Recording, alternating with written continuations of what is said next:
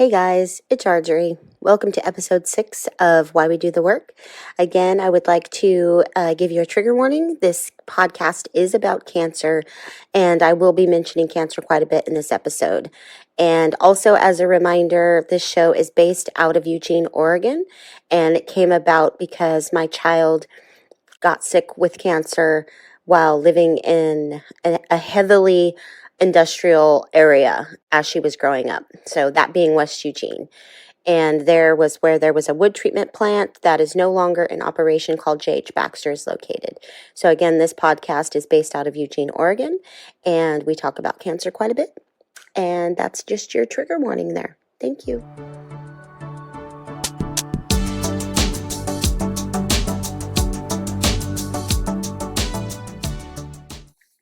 So a little recap on what we talked about last time. Last time I had the pleasure of chatting with two dynamite ladies who are in fact the only two environmental justice lawyers in Oregon. I was joined by Beyond Toxic's staff attorney and climate manager Taryn Yazdani, and Rebecca DeWitt was here, and Rebecca is an associate attorney at Crag Law Center, which is an environmental justice law firm based out of Portland, Oregon. So last time we discussed the reasons why they went into environmental law and some of the things that they're working on right now and the reasons why they do the work that they do. The reasons why they do the work. So anyway, today I am riding solo. Yep, just me, solo today. So yeah. And we are going to venture down to my home state of Texas, where there was a cancer cluster found in a neighborhood called Kashmere Gardens in Houston, Texas.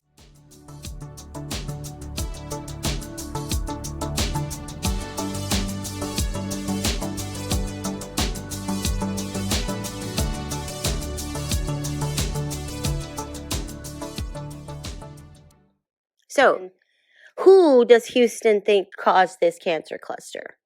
Who are they fighting against? What are they up against? Well, you know the name, Union Pacific Railroad. And if you don't, here's what the Google says. Union Pacific Railroad is the principal operating company of Union Pacific Corporation, one of America's most recognized companies. Union Pacific Railroad connects 23 states in the western two-thirds of the country by rail, providing a critical link in the global supply chain. From 2012 to 2021, Union Pacific invested approximately $35 billion in its network and operations to support America's transportation infrastructure. Okay, that's a mouthful, but we're getting there. The railroad's diversified business mix includes bulk, industrial, and premium business groups. Union Pacific serves many of the fast-growing U.S. population centers, operates from all major West Coast and Gulf Coast ports to the eastern gateways, connects with Canada's rail system, and is the only railroad serving all 6 major Mexico City gateways. Union Pacific provides value to roughly 10,000 customers by delivering products in a safe, reliable, fuel-efficient, and here's the cliffhanger, environmentally responsible manner. Well, Union Pacific, that environmentally responsible manner is not the case for Kashmere Gardens. It is not the case for the folks that live out that way. Before I get going, I want to say something very important. I am not by any means saying that I think Union Pacific is all bad. As always, don't hear what I'm not saying. I am saying that in this particular situation in Kashmere Gardens, the company behaved unjustly and victimized the lives of many in that community. That's what I'm saying. Just like I'm not saying that every industrial facility in West Eugene is a bad actor. So, this is who they're up against. This is big time, and it is happening right now. This is happening right now. Have you heard about it? Have you ever heard of Kashmere Gardens?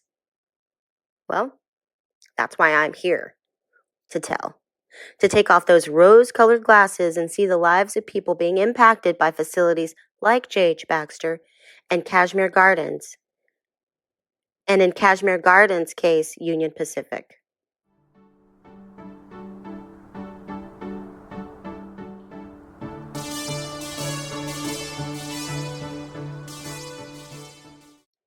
So now that we know who, what, when, where, why, how we got here, let's talk about cancer clusters. Most folks know what a cancer cluster is, I'm sure, but if you don't and you need a little refresher, here's what Google says.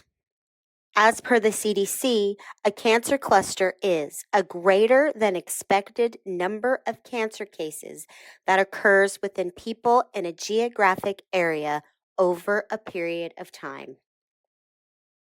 Now, to me, that's a pretty vague and small definition for the magnitude of distress and fear and pain associated with cancer. But they're not asking for the Arjorie definition of a cancer cluster. They're not asking for that. Which my definition of a cancer cluster is, let's think about Godzilla. Let's think about Godzilla. How how they smash through the towns, and Godzilla is smashing through towns in the movies and just causing destruction. That to me is how I see a cancer cluster. I see a cancer cluster as a giant bully just smashing through town and killing people. So that's the Arjorie definition of a cancer cluster. So anyway, this story felt very relatable. And not that there was a cancer cluster found in West Eugene. The OHA did discover, however, that there are higher rates of cancer and Hodgkin's lymphoma, of lung cancer and Hodgkin's lymphoma. And remember, Zion and Simon had Hodgkin's lymphoma. So they did find higher rates of lung cancer and Hodgkin's lymphoma right there by J.H. Baxter. So I'm just saying. I started working with Beyond Toxics as the WECO. It's not the WECO. I'm just calling it that. The WECO is technically the West Eugene Community Organizer, but I'm going to start calling it the WECO. So I started back in November of 2020, just had my anniversary of working with Beyond Toxics just this past week. So I started working with them in November of 2020, joined an awesome team, by the way, who allows me to do fun things like this. Like, I never imagined that I would be able to do a podcast. And because I am working with a team that supports me and that cares about what it is that I want to say, and that Lisa will be coming up on a future episode. Be ready for that.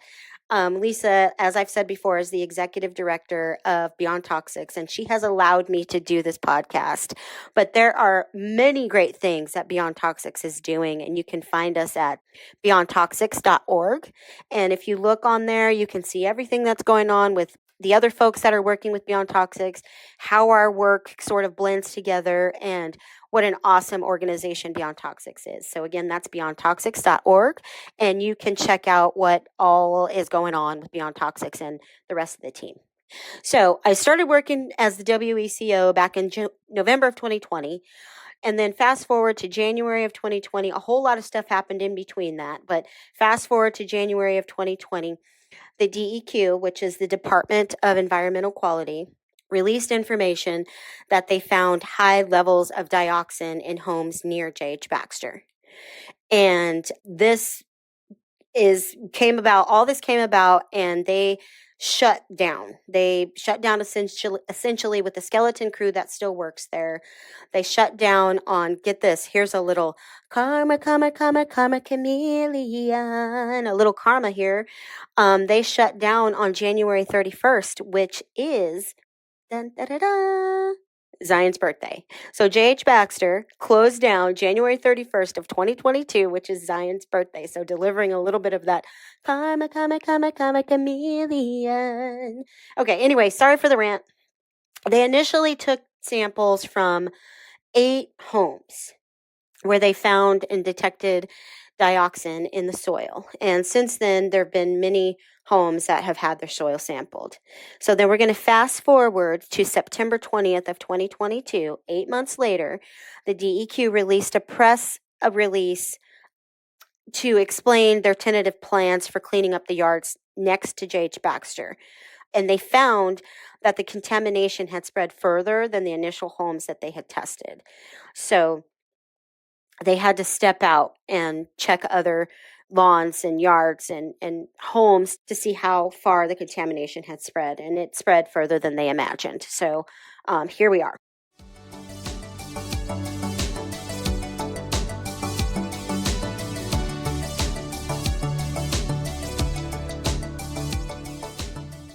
So I wanted to lay out a little bit about J.H. Baxter. I don't know how much I've talked about it.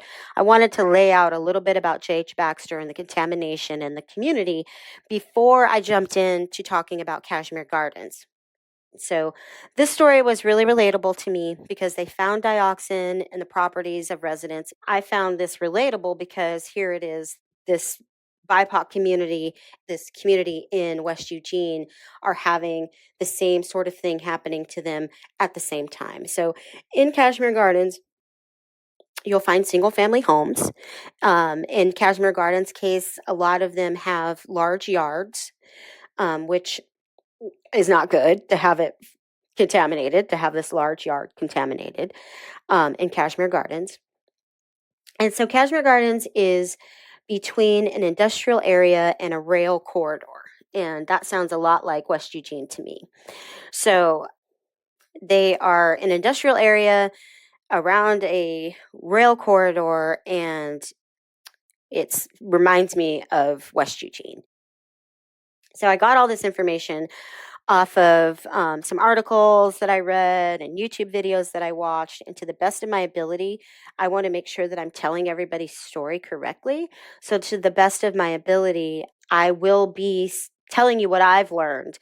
And I have done quite a bit of research on this case so that I can be able to relay the information to you factually. So, if you're listening to this and I'm saying something that's not right, or I didn't add something to some facet of the story, then please reach out to me at aab@beyondtoxics.org. And you can reach me there for anything that you might want to say to me or correct me on, or just to say hi. I would be totally jazzed to hear from you guys.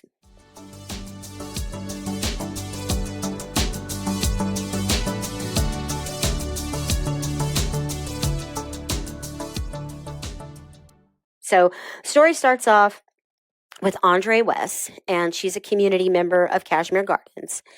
And like I said, this started to come out, a story started to come out in 2019, but the pollution has been there for decades, and we know that. And I know things like this can happen all over the world. Like, I know that. But I fell down a giant rabbit hole when I found out about this. And I was amazed about how little we hear about these things. How many places like Kashmere Gardens and West Eugene do we not hear about? How many people are going through this at the same moment that we're going through it, and we don't know about that? There's an astronomical amount of places that happen like this. This isn't a local problem. This is a world problem. And I think I can do a series on this, just to share some stories of places that we don't hear about. I think it's important we move forward with cases like this, that we hear about the people who live in these areas and see them as people and not statistics. So I think it's important, and maybe this will be something that I do every once in a while. So we start off with Arjorie, and she says everybody was family, and now everybody's dead. Everybody that I grew up with, their families, their parents are dead. I knew the life in these walls, and now there's no life in these walls. It's like Death Valley now. She said it's like Death Valley now. Can you imagine describing your house where you grew up, where your family may still live? I'm not sure how many people still live out that way, being described as Death Valley. I can imagine that, and it's really scary. So she describes her childhood, which is actually, it sounded a lot like my own kid's childhood. You know, we were safe, we were unknowing, we were surrounded by the dangers, yes, but we didn't really think about, well, I'm going to speak for myself. I didn't really think about what could be happening from these smokestacks that were in my neighborhood. I saw it, I smelled it, yes, but I never would have imagined that we would be allowed to live in an area that is contaminated and unsafe. So she describes her childhood. It sounds like my kid's childhood. And she has real fond memories of growing up in that area with her 7 brothers and sisters. And she really talked about community quite a bit, which I loved that she wasn't saying the residents. I loved that she was calling them community, because that showed me how deep rooted she and everyone else in Kashmere Gardens is and still are, you know, how much they were and still are in each other's families, and they support each other, and they're rising up and being one voice while finding their own. And I think that that's beautiful. So she's showing us, as the interview goes on, she's showing us a picture of her with her sisters. And 2 of those sisters had passed away from lung cancer. Her oldest sister, Cynthia, died of lung cancer in 2015 at the age of 63. And Cynthia was a mother figure to her and her siblings. Andre says that when her mom passed away, and I'm sorry, I don't know if her mom passed away from cancer. I don't know if that's how they lost her or not. I'm sorry. It didn't say in the video, but she said that her sister Cynthia had stepped up um, as a mother figure for her and her siblings when her mom had passed away, and that she had just retired and the next year found out she had cancer. So, you know, as Andre is telling the story, she's crying silent tears. Like there's no sound coming out, but there's tears and there's pain.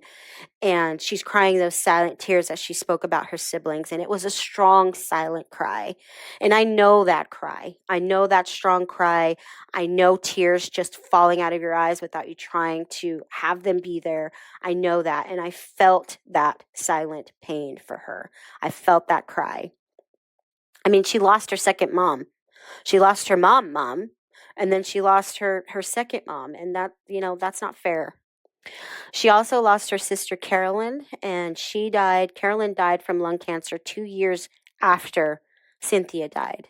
So 2 years later, in 2017, this family is losing another sister. And Andre describes Carolyn as a strong, hardworking grandmother and a sister that was taken away much too soon. Something that's interesting to me is that during the interview, Andre said that her sisters, Cynthia and Carolyn, were born 2 years apart and that they died 2 years apart.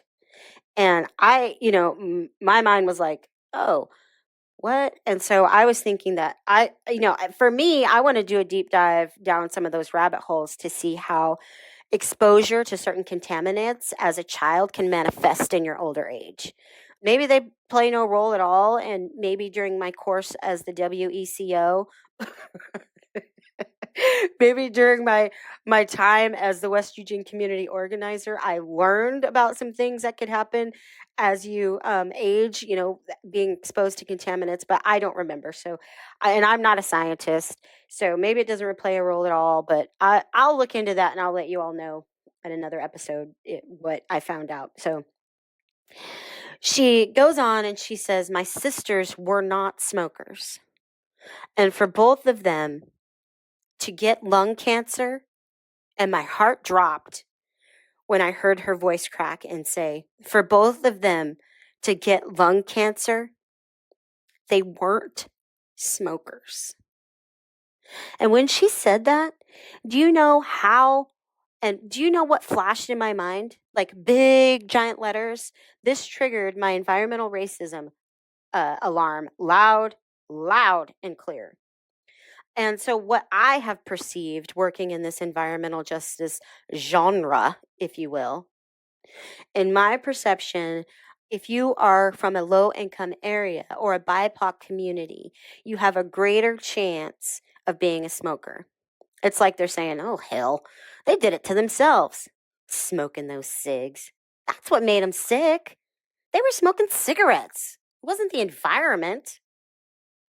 Well, These women were not smokers.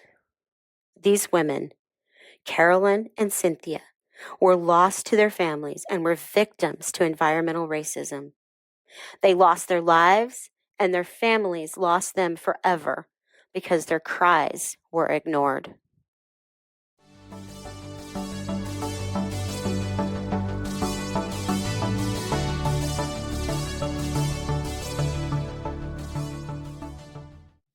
So in 2020, the state of Texas found that there was a cancer cluster in the Fifth Ward, which, remember, the Fifth Ward is Kashmere Gardens. They discovered a cancer cluster out that way after the community had realized, expressed their concerns and realized exactly how many of them were getting sick and or dying from cancer. So they expressed their concerns to the Texas Commission on Environmental Quality, which is the Texas version of Oregon's Department of Environmental Quality. So the TCEQ is the Texas version of the DEQ, and they handle environmental stuff. So they expressed their concerns to the TCEQ, and they found that cancer cluster there in 2020. So the folks in Kashmere Gardens, they said in this documentary that they didn't explain why, and they meaning the Texas Commission of Environmental Quality, said that they didn't explain why there was a cancer cluster, but everybody there, the community members, were like, well, we know it's from the creosote and the nearby Union Pacific rail yard. We know why we're sick. And speaking of creosote, I don't know that I've actually ever really talked about what that is. Creosote is that nasty tar stuff that you see on utility poles, and creosote produces dioxins. And dioxins are a class of highly, highly toxic chemicals that can result from industrial and natural processes. In this case, it's industrial. Once dioxin is exposed, once it's exposed to the environment, it takes a long time for that to break down. And long isn't even the right word for it. It takes a long time, a long, long time to break down those dioxins. And depending on the exposure level, dioxins can increase the risk of cancer and risk of other health effects. I'm not going to be going down a deep hole about the politics in this entire situation. Granted, there are a lot of things going on politically with this, as are there a lot of things going on with J.H. Baxter. I'm not here to talk about all that. Yes, we do get into why we have these laws and what they are, but that's really from the nonprofit view for me. I'm here to share stories and tell stories about cancer and industrial pollution. So, as I said, Kashmere Gardens is a historically Black and low-income community, and they were treated unjustly by a billion-dollar company. That name again is Union Pacific. So, they're going up against a billion-dollar company that has way more money than the folks that are impacted by the poison that they spewed into the neighborhood. So, they're going up against something that's really, really huge, and they need the support just like we need support out in West Eugene. So that's...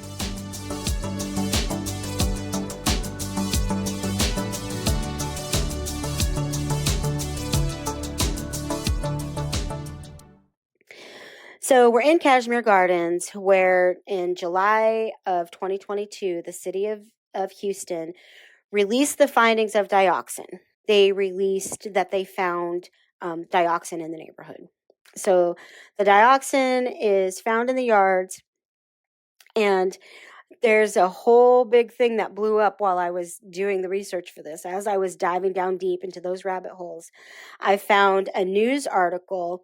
The reporter said that the Houston Chronicle was given a report that was originally done 20 years ago. So this report was taken in 2002, and the report was done for a lawsuit against Union Pacific by employees of that facility because they kept on getting sick.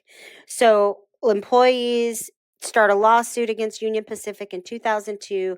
There's a report that was done. This report was given to the Houston Chronicle, and the report showed that the contamination from the nearby rail yard was way worse, all in capitals here, was way worse than anyone thought.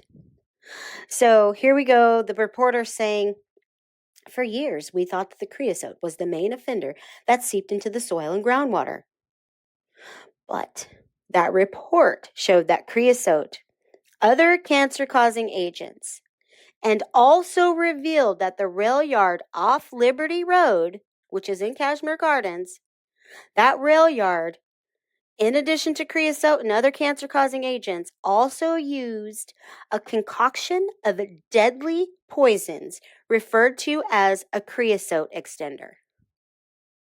Anyway, where did they get this deadly concoction? Where did this deadly concoction come from? Well, I'm about to tell you. That report that was given to the Houston Chronicle, the one that blew the whistle, it also showed that there was toxic waste brought in from several different Superfund sites in the Houston region. Let me say that again. The report that was taken back in 2002 because of a lawsuit against Union Pacific from the employees of that facility that kept on getting sick, there was a report 20 years ago that showed that, yes, they were using creosote, but it also showed that there was toxic waste brought in from several different Superfund sites in the Houston region. A Superfund site is a location contaminated by hazardous waste that has been designated by the U.S. Environmental Protection Agency for management and cleanup. That nasty, nasty waste was brought into the Union Pacific Rail Yard in Kashmere Gardens and mixed with creosote as part of its wood treatment process. This is a classic case of environmental racism. Do you think that all that waste, let alone hazardous waste, would have been specifically brought into a neighborhood of folks that have the finances to live in unpolluted places? Do you think they would have just brought hazardous waste into some place that is $1 million home? No, they wouldn't. People have sold their houses to get away from the pollution. Sold their homes. Some of these folks, it's their forever home. They wanted to grow old and have holidays with their grandkids. It's not fair. It's not fair, and it makes me mad for them. And how is this being allowed? How are we just letting people die, get sick? How are we letting people live in fear that you're going to be the next one to quote unquote catch cancer?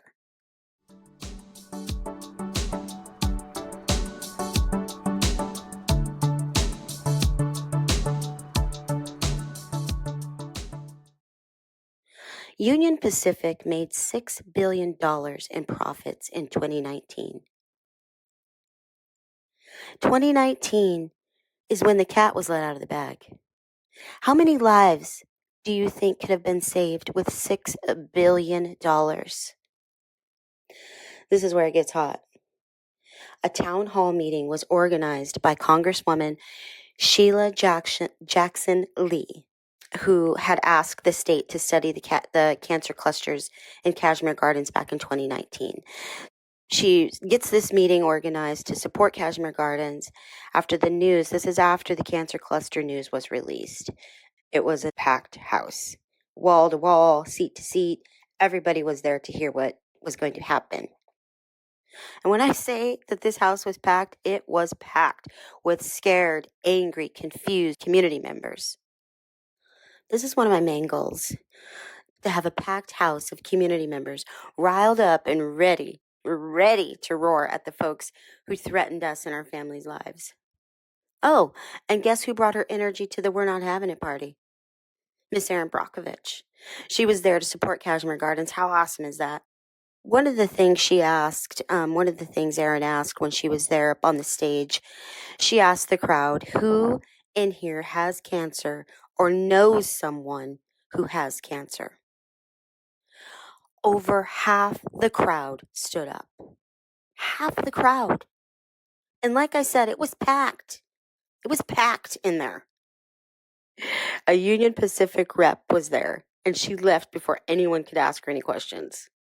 She just took off because all these people were standing up and saying, this is not okay. I'm sick, my parents are sick, my child died, my family, my friends, everybody's standing up and telling their truth. And a lot of these people are standing up talking about cancer. So they're having this meeting. Union Pacific rep is there to answer questions or whatever. And she left before anybody could ask her questions.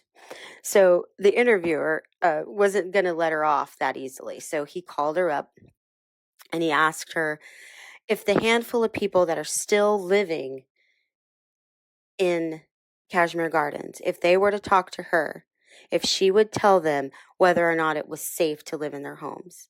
So he's saying if she was talking to the folks, if she had stayed and talked to the folks in the crowd, if she would tell them that it was safe to go back to their house. I'm going to tell you what she said. First, remember that that report that was given to the Houston Chronicle back in August of 2022. Remember the report? The one that said they brought in all this hazardous waste and they were used in a creosote extender and all this. That report. That report was back in August of 2022.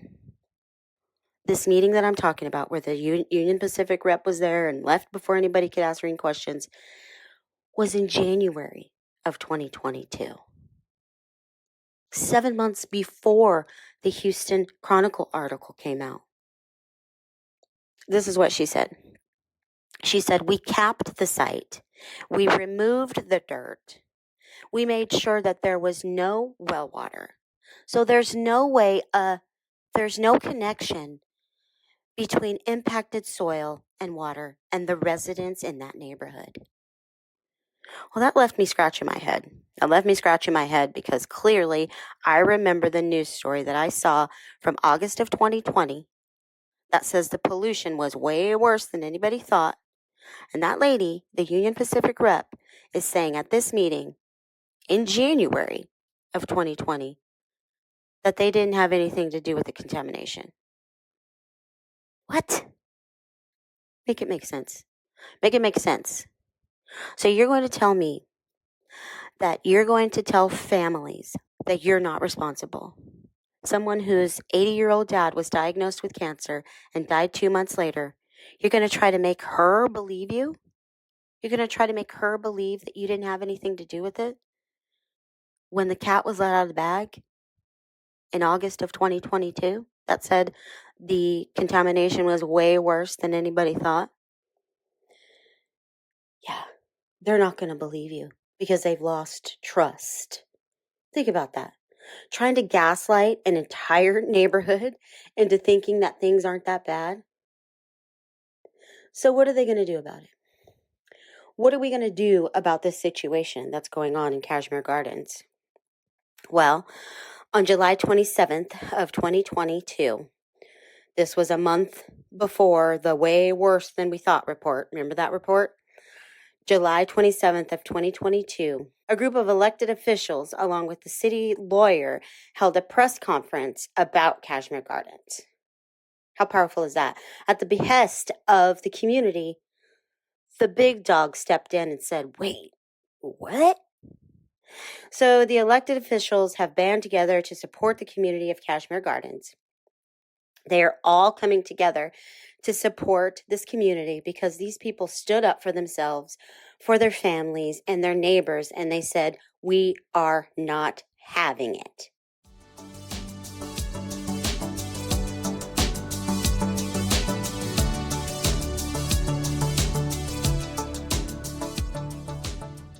What I want to mention that is remarkable is another one of those parallels between Kashmere Gardens and West Eugene.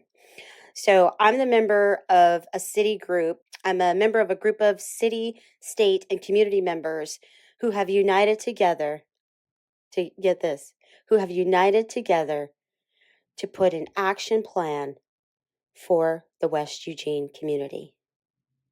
Just like Kashmere Gardens, everybody has united to put together a plan of action for the community.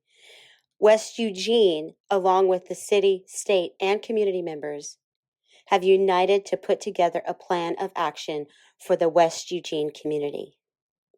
And when I say that, I'm talking about the core group. This is made up of the DEQ. Remember, that's the Department of Environmental Quality. LRAPA, which is Lane Regional Protection Agency, and they regulate the air in Eugene. The OHA, which is the Oregon Health Department, and OSU, which is Oregon State University. Also, our organization, Beyond Toxics, and our neighborhood partner, Bethel Community Organization, Active Bethel Community, and the West Eugene community members.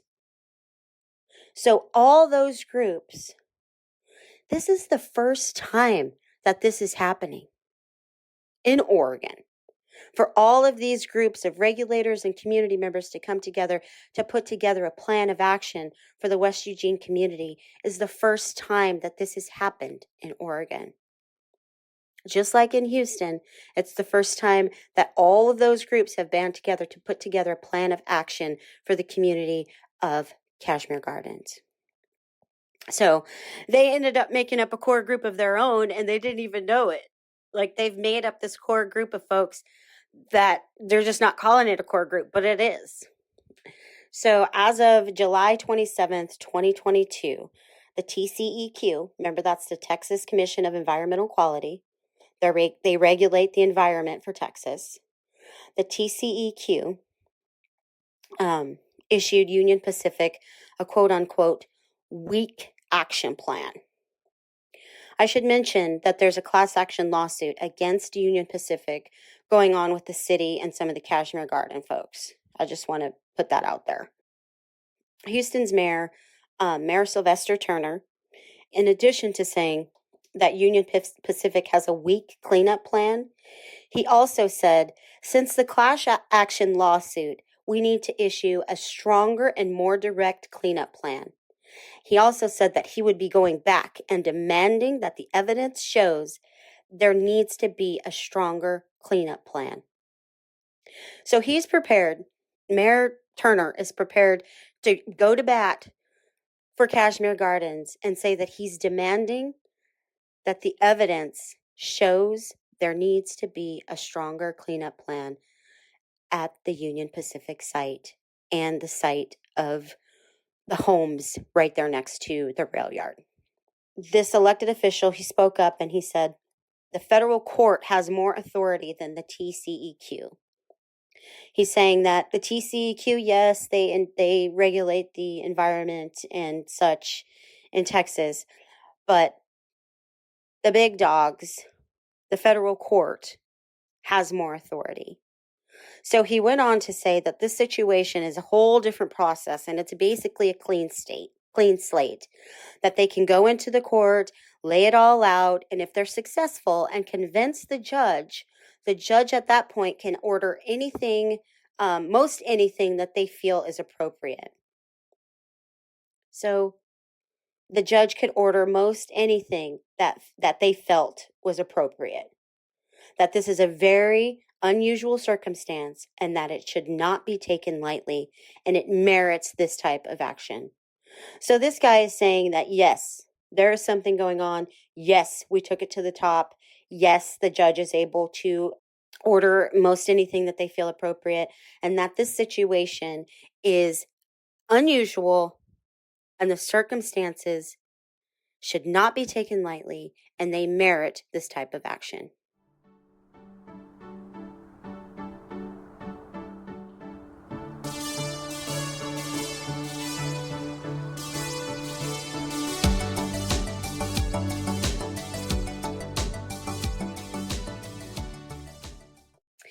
So what brought us to this point? What is the unusual circumstance that we should not be taken lightly?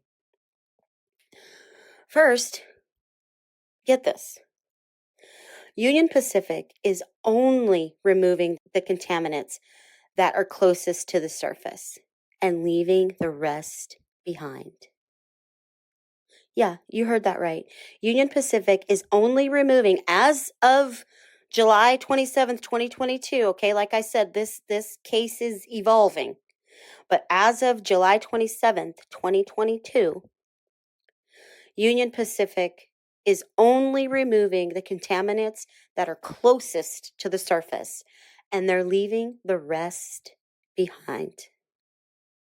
Second, environmental lawyer Rodrigo Cantu said that one of the things that Union Pacific had proposed, one of the things, and hold on to your hats with this one, folks.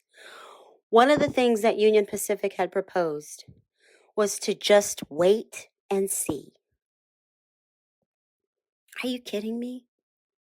First of all, because according to state records, the regulators have known about this pollution since the 1980s. But the folks in the community didn't know about it until decades later. So samples were taken on Lavender Street and Liberty Road. They also took samples up into Houston's right-of-ways. And so they tested 3 areas. And the first group of homes that are directly over the plume are priority 1, is what they said in the meeting. And they will need to be relocated. The second group are priority 2, and they are immediately beyond the plume, which the mayor said the plume is migrating. So what could have been there and existed 5 or 10 years ago may have migrated, he said. So the second group are priority 2, and they are immediately beyond the plume, and they will need to be relocated.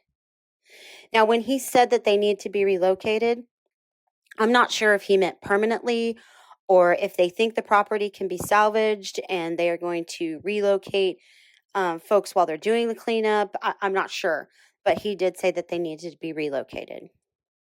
The third area that they tested was a little further out, and they are considered the third priority. So we have first, second, third. First is directly above the plume, second is just beyond the plume, and third is a little bit further out. Oh, and the mayor said that they would also need to be relocated. And again, I'm not sure if he meant relocated in forever or just while they do the cleanup. So 3 areas were tested. So as a side note, the empath in me sees people's lives as a priority, whether it's first, second, or third.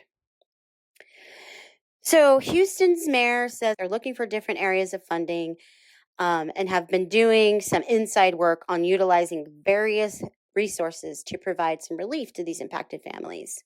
And he said, quote, "I don't want to get too far ahead, but the reality is we are all in agreement that we should not be assuming the responsibility that Union Pacific should be assuming.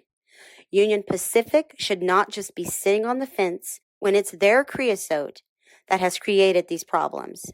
So they need to be active. They need to be an active participant in whatever the final resolution is. But what is important is that the people who are living in that area, whose health has been affected each and every day, they need immediate relief." He also said Union Pacific needs to know that they are not going away. He said Union Pacific can't just sit back and hope that things will die down within a few months, that this is critically important, and that all these groups coming together, the lawyers, city, county, community groups, is monumental. And yes, it is, Mayor Turner. It is monumental, and it's awesome that you all are doing that. Thank you for standing up for Kashmere Gardens like that.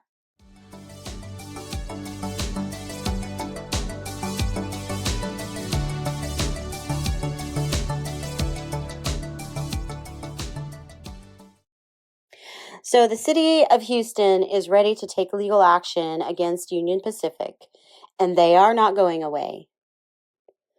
27% of the dioxin concentrations exceeded the EPA's action level for children.